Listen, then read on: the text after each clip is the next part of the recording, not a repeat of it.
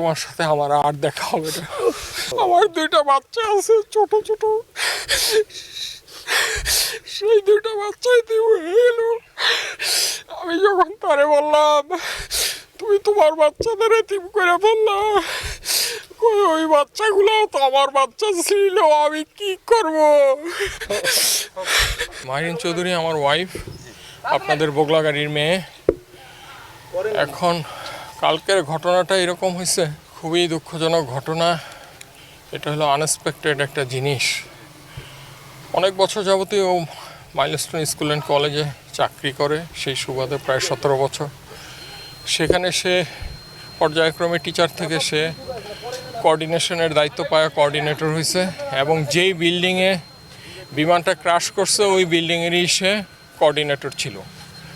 তো in the mean time স্কুলে বাচ্চাদের ছুটি হয় নর্মালি 1টা থেকে 1:30টার ভিতরে, সেকশন ওয়াইজ 5 মিনিট গ্যাপে গ্যাপে। তো 1টা থেকে যখন স্কুল ছুটি হয়েছে তখন বেসিক্যালি কোঅর্ডিনেটর আইসার সামনে দাঁড়ায়, টিচাররা যার যার বাচ্চা নিয়ে আইসা প্যারেন্টসদের কাছে হ্যান্ড ওভার করে। তো ঠিক ওই মুহূর্তটাই 1:06-এর দিকে মেবি এরকম 2-4 মিনিট আকপিছ হইতে পারে, ঠিক এই সময়ই এয়ারক্রাফটটা আইসা একেবারে ঠিক যেই জায়গায় তারা দাঁড়ায় বিল্ডিংয়ের মুখে, যেই দিক দিয়ে বাচ্চারা বের হবে ঠিক ওই মুখের ওইখানে এসে তারা ক্র্যাশ ল্যান্ডিং করছে। তারপর ওটা এক্সপ্লোশন হয়ে ভিতরে ঢুকে গেছে ক্লাসরুমে, কিছু বাচ্চা ওইখানে উন্ডেড হয়েছে।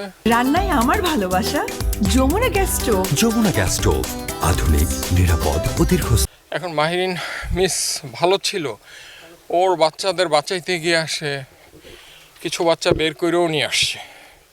আমার সাথে তার আইসিইউতে যেই কথা হয়েছে, আমি বললাম যে তুমি কেন এই কাজ করতে গেলা?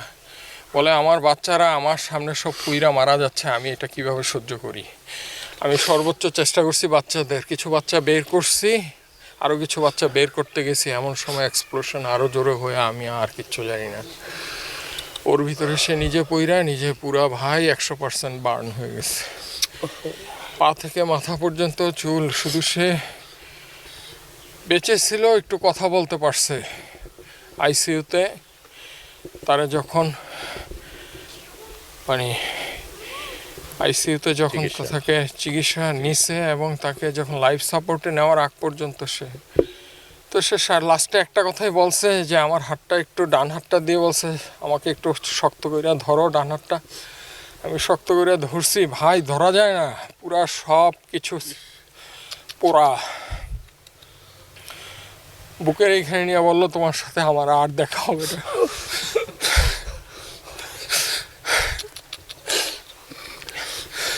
এরপরে ভাই ভেন্টিলেশনে নিয়ে যায়, এর 1-1.5 ঘন্টা পরে কার্ডিয়াক অ্যারেস্ট করে সে পৃথিবী থেকে বিদায় নিয়ে, আর সে আমাদের সবাইকে ফাঁকি দিয়ে চলে গেছে। আমার দুইটা বাচ্চা আছে ছোট ছোট,